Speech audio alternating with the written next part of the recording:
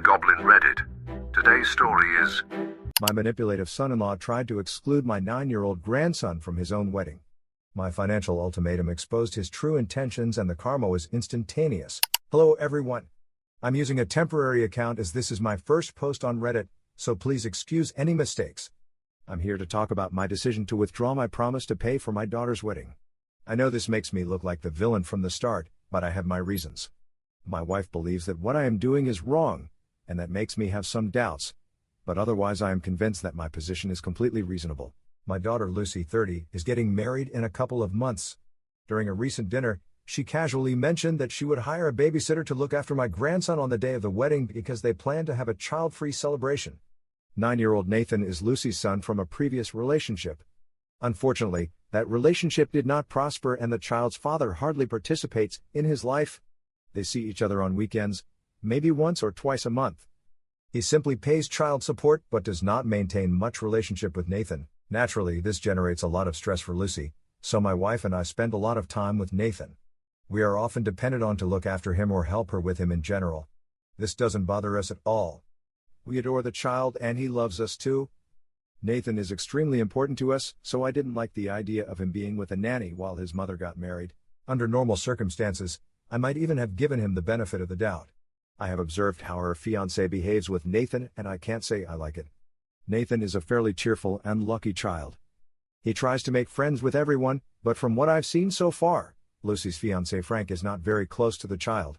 Lucy told me that it was Frank's idea to have a child-free wedding, which I found absurd because it would be strange not to have your own child at your wedding. In the past, Lucy has also told me that Frank insists that she should pressure her ex to spend more time with Nathan, despite knowing that they don't have a good relationship, and she is perfectly happy with the current arrangement.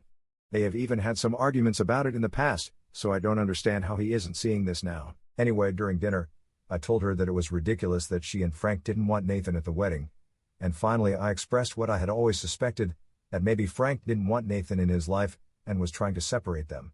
She started to defend him, saying that it was something she wanted to, because children only cause disorder, and for one day she just wanted to be a bride and not a mother. It's not that I don't see her point, but Nathan is not the kind of child who causes problems.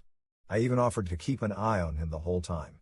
And when it was time to walk her down the aisle, then some other family member would look after him, although we all knew that Nathan would never interrupt anything important. I simply thought that Nathan should definitely be part of the wedding, but she continued to argue, insisting that it was her wedding and it wasn't for me to make decisions like this. After a while, I got quite angry and told her that as I was paying for the wedding, this was the least I could ask of her. When she still didn't listen to me, I told her that if Nathan wasn't going to be at the wedding, then I wouldn't pay for it either, and that was my final decision. She then started complaining about how I wasn't even going to allow her to have this day in peace, called me an idiot, and then left. After she left, my wife also told me that I had been quite insensitive, and since it is her wedding, I should let her decide what she wants, because as Nathan's mother, she knows what is best for him. I don't share that opinion, and I think it was important to express my position, so I have no regrets. But from her reaction, I feel that perhaps I overstepped the mark. So what do you think? Am I the idiot for refusing to pay for my daughter's wedding if she won't allow my grandson to attend? I'm not paying for the whole event. It's not as if they can't have the wedding without my contribution. It's just that they would have to scale it back considerably as I'm paying for the venue and the decorations. If I decide to pull out now, they would have to cover those costs themselves or choose another venue. Bear in mind that the venue and decorations are quite expensive, and it's definitely making a big dent in my finances. I've already provided an advance payment covering half the costs, but the other half is still outstanding. Of course, Lucy, Frank and their parents have also invested a lot of their own money in the wedding and other expenses. We have all done the maths, and I know for a fact that if I withdraw now, they will definitely face serious financial difficulties. Normally I wouldn't even consider making a threat like this, because I don't want it to look like I'm using this as a form of control or as a favor. I had always promised her that I would cover her education and her wedding, so that's what I was doing. But at the same time, I can't help feeling that she is shirking her responsibilities as a mother, and I can't allow that to happen without doing something about it. Update 1. It's been a week since that argument with my daughter. My wife and I have been talking since then, unlike Lucy and I, but she refuses to see my point of view. I wouldn't say we've been fighting about it, but we've definitely debated it occasionally. It's very frustrating that no one but me sees how unfair this is, especially considering that in the past, Frank's behavior hasn't always been very warm towards Nathan, Obviously, it's not as if he's openly against the boy, but we can see that he's not ready to be a stepfather, and he's not very happy about any of this. Even my wife has recognized that this is indeed the case, because she too has sensed a somewhat distant atmosphere, and I simply do not understand how he thinks this will work. He could tolerate it for a few months, or maybe even a couple of years, but in the end, if he is not happy with Nathan being part of their lives now, he never will be. They have been together for 4 years now. It's not as if she hasn't had enough time to bond with Nathan, and personally I don't even think it's about the time she spent with him. I think she just doesn't want to accept Nathan as part of her life. And just because I mentioned this to Lucy, suddenly I'm the villain. But after reading the comments, I've realized that I'm being perfectly fair in what I'm asking for, so I'm not going to give in on this now. If Nathan were much younger, maybe under 5, then it would be different, because he wouldn't even be old enough to remember any of this. But he's 9. He's definitely old enough to understand what's going on around him. And I know for a fact that he'll feel terrible if he can't be at the wedding. It'll probably affect him for the rest of his life. I'm just trying to protect his relationship with his own son for his sake. I just don't understand why she acts as if what I'm asking is such a big deal, because it shouldn't be a deal breaker for Frank to have his future stepson at his wedding. It shouldn't come as a surprise. If he's ready to propose to Lucy, and he's willing to marry her and make a lifelong commitment, then I don't see why it's a problem for him to allow his own son to be present at the wedding. It will be a special moment. And I just don't understand any of this. I don't understand how Lucy agrees with this either, because as far as I know, she loves Nathan, so I don't understand how she is allowing this to happen in the first place. In fact, even during our discussion about all this, she didn't even bother to deny anything when I said that Frank was trying to interfere in her relationship with her son, and that if she didn't set limits now, it would only continue and get worse. All she said to me was that I was ruining everything for her, but she didn't deny it. Nor did she defend Frank against that specific accusation, so I guess she knows what's going on.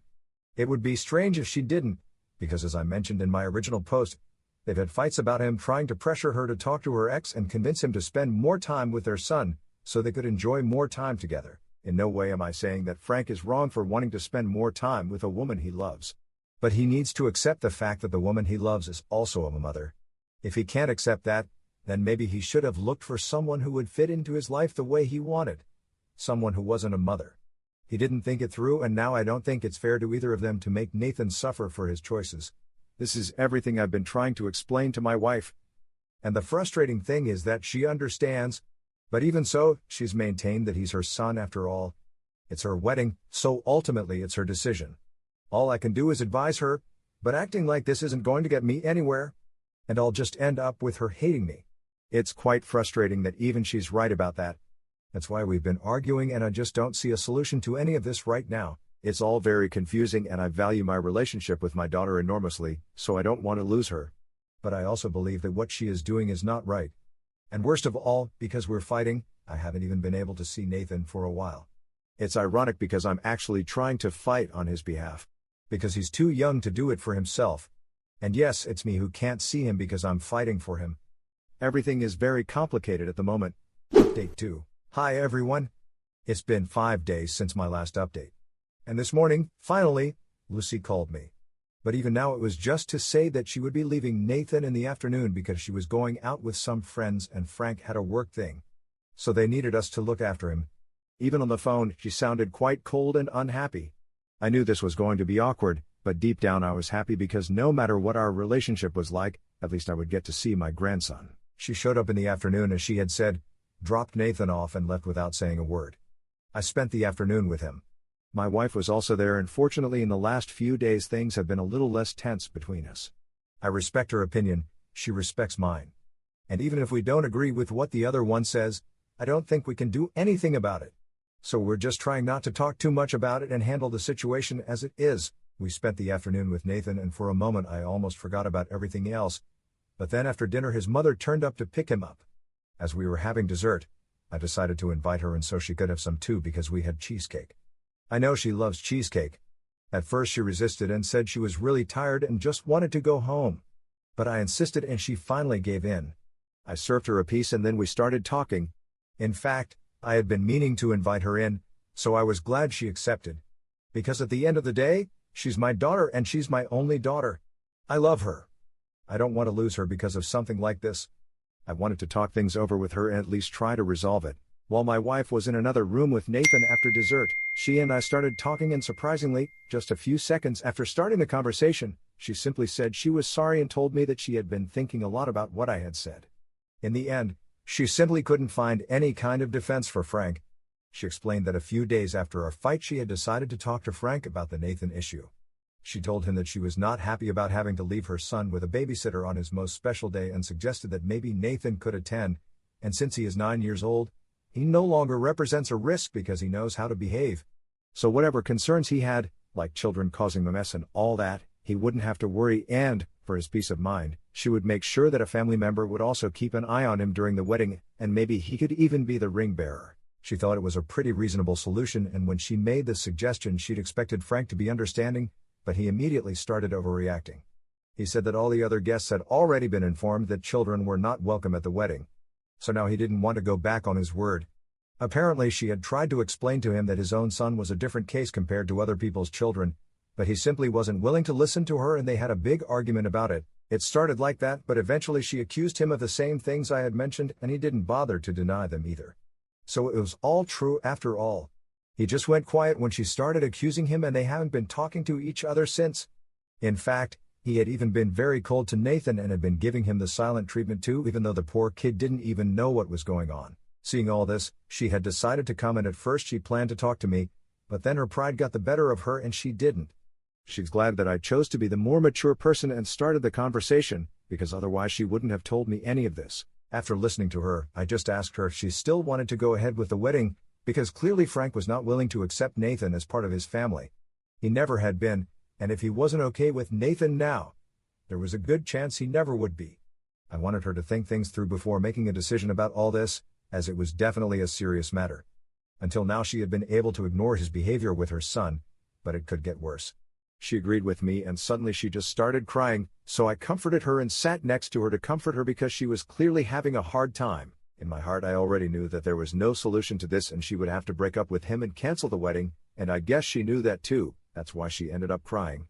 After a while she pulled herself together, and after thanking me she left with Nathan. After she left, my wife and I talked about it all, and I told her everything Lucy had told me. She also seemed quite upset because I guess even she had realized that there was no way out of this situation and they would have to separate. It was a shame because I could see that Lucy really loved him, and from what I had observed, maybe Frank didn't like Nathan very much, but he loved Lucy. It was sad that the situation between them wasn't going to work out unless Frank decided to make it work by being more proactive in his relationship with his future stepson, but honestly, I don't see that happening. They've been together for a while and he's had enough time to familiarize himself with the situation and accept it as it is. But even so he hasn't been able to do it, and I hardly think a few more months are going to make any difference. I definitely don't think getting married is going to change anything because they're practically there already and they've been living together for a while too. So the wedding is just a formality. By now he should have been able to accept Nathan if he really intended to, but it's quite clear that his intentions were never ones of acceptance but of alienation. And that just infuriates me because if he really didn't want to be with someone who already had a child from a previous relationship, then he should have chosen a different partner. He should have ended things with Lucy a long time ago, or maybe not even started dating her. But despite knowing the whole situation, he decided to continue his relationship with her to the point that now they are almost getting married, and still, instead of accepting things, he is determined to change them no matter who he hurts, even if that process hurts a child who is not even 10 years old yet. That's what really bothers me, and that's why I feel that Lucy would be making the right decision if she decided to call off the wedding and stay single, because clearly he doesn't respect her boundaries or her position as a mother. In the long term I don't see this working out for either of them. Either she'll end up unhappy or he will, and of course Nathan will definitely end up feeling terrible, and they could end up resenting each other. Update 3. 3 days have passed and this morning Lucy turned up with Nathan. It's the weekend, so I was quite confused because the last I had heard Nathan was supposed to be spending this weekend with his father, but when she arrived and I opened the door Lucy was crying and started telling me that she and Frank had broken up. Over the last few days, they had really tried to make it work. She had confronted him about what she thought he felt about Nathan and told him that it wasn't going to work if they got married, and he wasn't ready to accept Nathan as part of his life because, like it or not, he was her son and she loved him and didn't want to give up time with him. So he would have to learn to accept him and take on his role as stepfather. She didn't mean in a financial sense because she already receives child support from the biological father, and she is also a working woman, but she just wanted to say that he would have to accept him and love him as part of his family. I think that's the least she can ask of a man she's about to marry, but Frank couldn't even commit to that. He told her that he had tried very hard over the last few years to accept Nathan, but he hadn't been able to, and after the wedding he thought that maybe he could spend more time with her and start a family of his own.